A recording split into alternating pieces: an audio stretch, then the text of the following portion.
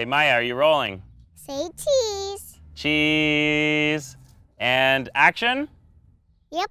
All right, here we go. We are talking about growing kale today. Whoa, don't forget to aim it at me. Yeah, you gotta aim the camera. Can you see Daddy? Boom. Action. I'm Scott McGillivray, and I've been gardening my whole life. Then I met Sabrina, and we started gardening together. Then we had Myah, now we have Layla, and this year, we're growing our largest organic veggie garden yet. And we're gonna eat it too.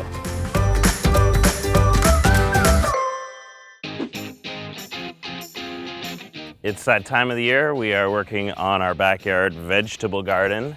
This is going to be our 4th summer growing our own organic veggies at home. I've always been crazy about gardening. My whole life I've been gardening, even though no one in my family really gardens. I guess I was the one born with the green thumb, and it looks like my daughter has got a green thumb as well. She loves it out here.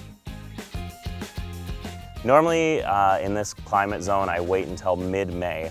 The sort of rule is you don't plant before mid-May, but the 2-week forecast looks incredible. So I'm gonna take my chances, start early, and hope for a bigger harvest.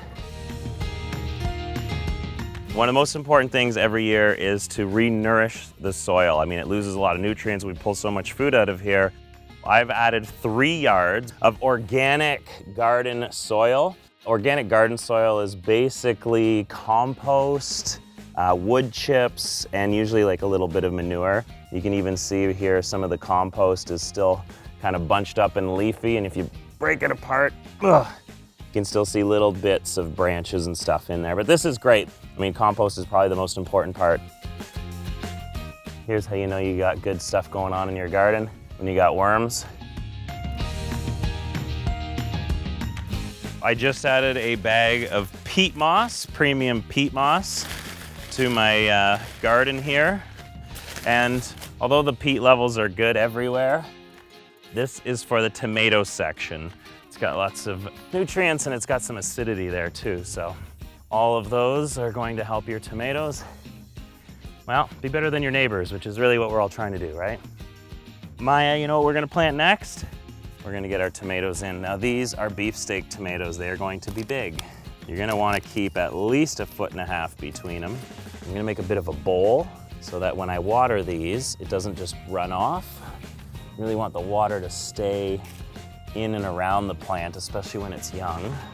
These tomatoes are good to grow. I've always been a bit weary of growing potatoes in the garden because I have a lot of tomatoes and you're not supposed to grow potatoes near tomatoes. They attract the same insects and you could lose the whole crop. I am trying to grow potatoes in recycling bins. You'll notice all my vegetable and herb mixes are organic. I'm also gonna mix in some of this nice compost. I gotta get the potatoes in. You want them around 4 to 6 inches deep. And at the end of the summer, we're gonna just dump it out and pull up a bunch of potatoes, apparently. We're gonna see what happens.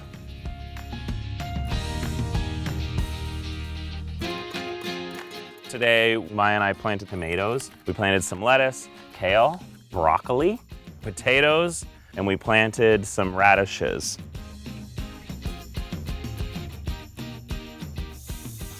Bingo! Good job. Yay! Let it grow.